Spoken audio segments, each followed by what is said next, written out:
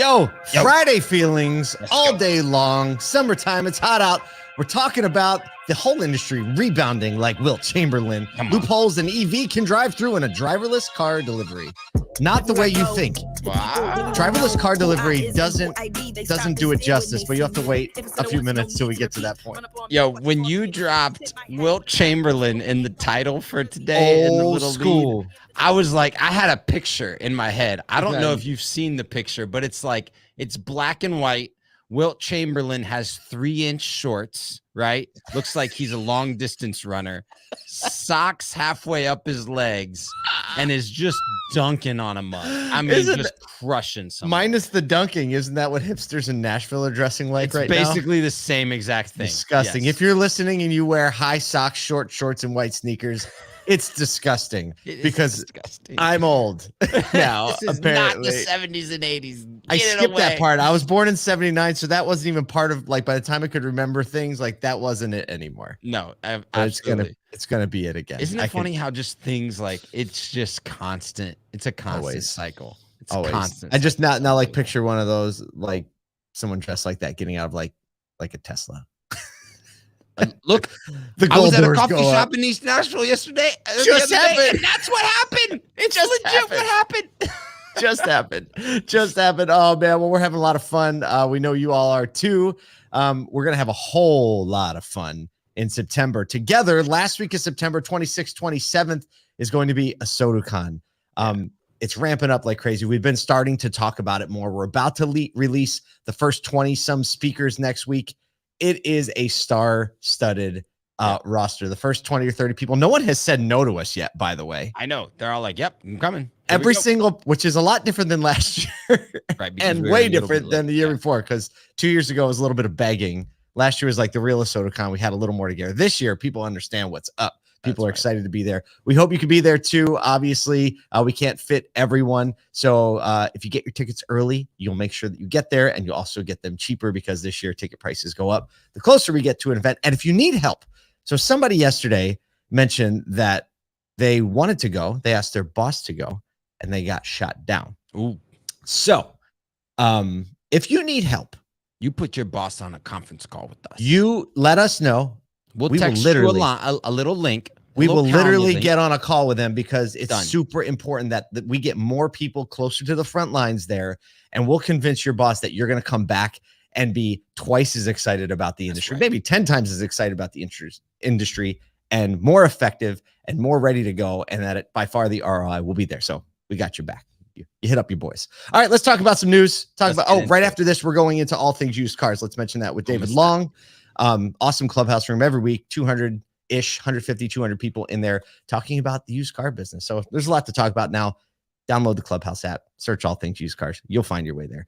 All right, let's talk about this. So the June numbers are in, and the industry rebound is rolling on as auto sales reached a seasonally adjusted annual rate, or the SAR. If you ever hear people say SAR, this is what they mean. A 15.8 million. This is close to the top end of the beginning of the year forecast that really ranged from 15.1 to 15.9. So we're crushing it, everybody. We're doing great despite remaining below 15 million units through all of 2022. We're way up. We're actually getting closer to 16 million units. So we've really just been crushing it. Inventory's coming back.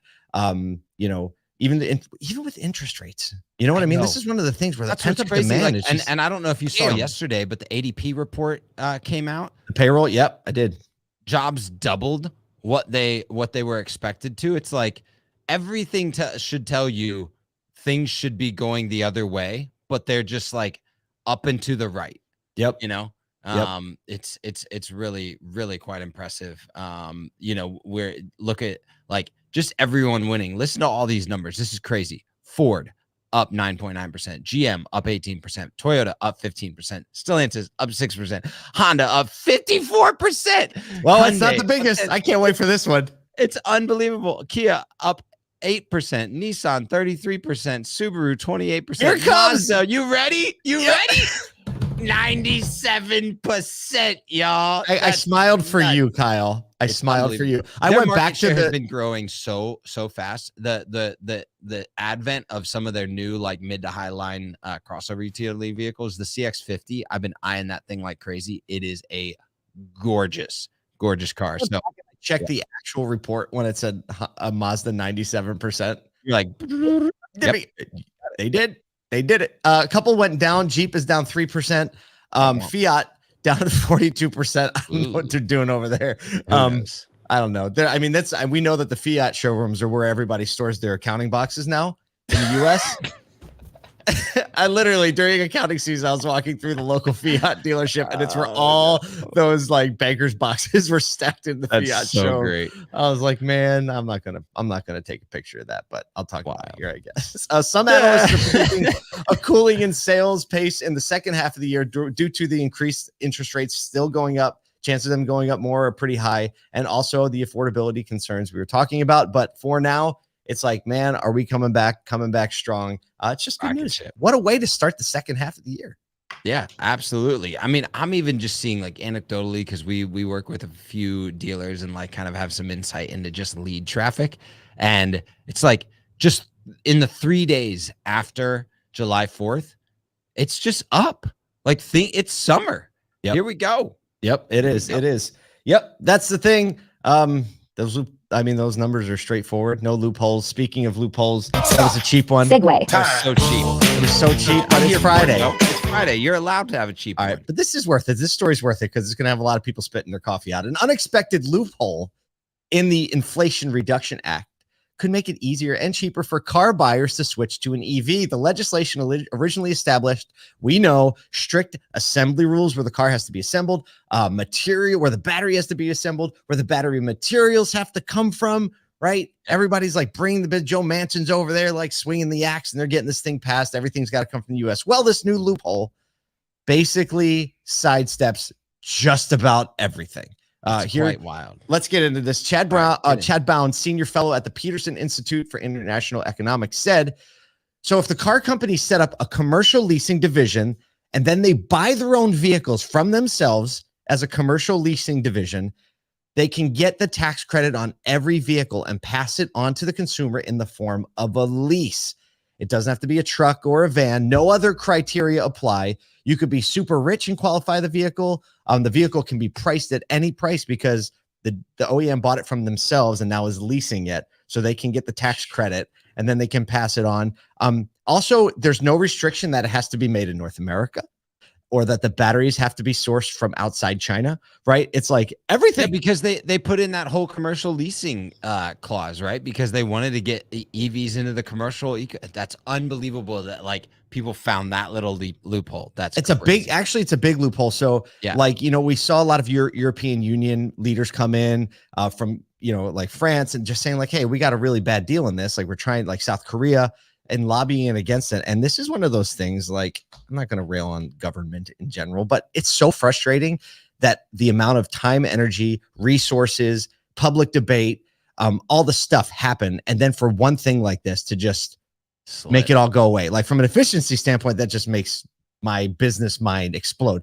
I just imagine, did you ever see the movie? Of course you did. Inside Out from Disney. Oh yeah. And they had the anger guy, right? I just pictured Joe Manchin waking up, walking over to that control, like pushing the happy person out of the way and just pushing both of the levers forward. Right. Yes, absolutely. Like there's no way.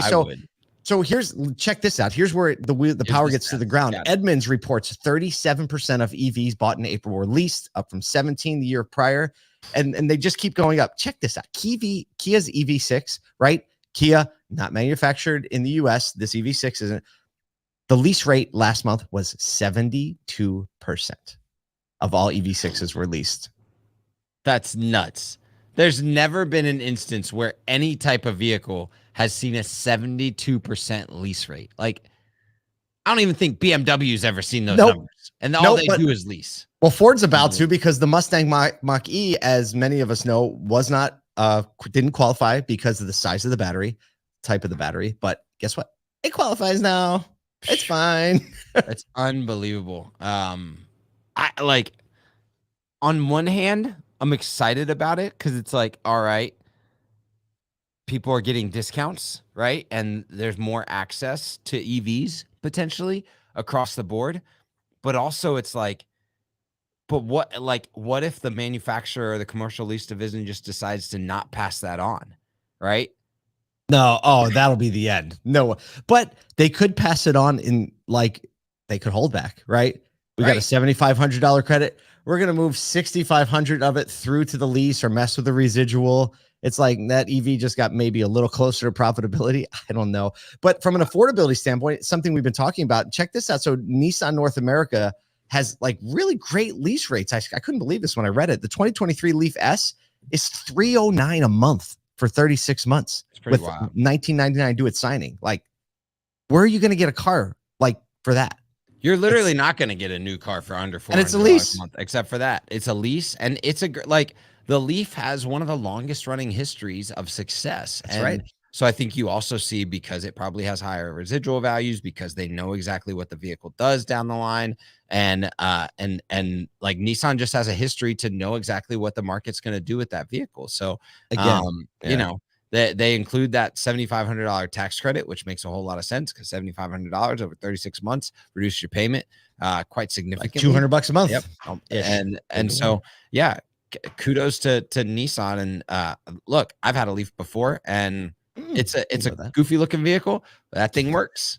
So I mean, just pair that with some high white socks and white shoes, some short shorts. I think that's a whole vibe. Literally, Paul, I'm not even kidding you. At Crema in East Nashville. You saw this today. No, like literally. Was it a Leaf? It was a Leaf with a dude that got out with short shorts, high white socks. That's where you just see the shoes and the socks get out first, right? And then you see the knees and then the thighs, and then the dude stands up and he's like 6'8". Oh my god, with a mustache. It's unbelievable. Oh, well, that's the driver of that car. Well, speaking of people to getting out of cars, there you go, or not. Stop. Segue time. You may have heard of a company called Halo.car. They're a provider of on-demand electric vehicles, meaning they bring the vehicle to you if you rent a vehicle from them. For the past few years, they've been offering driverless delivery. But they've had a driver actually in the vehicle as like a standby backup driver. But they are recently moving to a fully autonomous, remotely delivered rental vehicle to a customer's location and from the drop-off location. Basically, what it does is it takes its EV fleet and puts in some custom developed components such as cameras, modems, and antennas, enabling trained remote pilots to remotely drive the vehicle using video and sensor data streamed from the car. It'll be initially now, instead of a driver in the car, followed by a second vehicle behind it to monitor the health and safety of the driverless vehicle. So kudos to them for like taking the slow game of like, all right, we've got the technology, but we're going to keep someone in the car. All right, everything's working well. We're just going to put a trail car on that thing. And it's obviously that's going to increase cost from what their probably expected long-term cost is, but it's going to give a lot of confidence to the market. And look, you know where I want to go? Vegas, because I want to try this Joker out. You know, when David Long like took a ride in a car that was driven by someone like in Europe or whatever, and I was like, I'm not getting in a car where somebody else has the controls. I'd have a robot drive it first, like autonomy. But I would love to have a car delivered to me, and then I'll drive it, and that's fine. Yeah, because it's amazing going to the rental car place. Oh, it's terrible on the planet. No one has figured out how to make that good. Nobody. Zero. Unless it's like I've seen it on commercials, and maybe I just don't have the level where you can just walk into the place, walk right up to your car, no, because and just drive it. It just feels like that's always closed, or it's terrible. It's always terrible. I mean, and they try to do a good job, but they just can't. They just don't do it. So I don't know. This would be really cool. And then when you're done, you just get out of the car and it goes away. It's like like one of those little VO scooters, right? Like just leave them laying around. Like we'll just pick up the car when we're ready. I mean, insurance things and all that. Oh man. Well, dude, that feels like too much fun for a Friday. Thank you for everyone in the comments. Great. Frank, I'm sorry we didn't get to yours. Yeah, the tax incentive is going to affect leasing, but we have a Friday and a Saturday and a Sunday to get through. So let's go do it with a smile.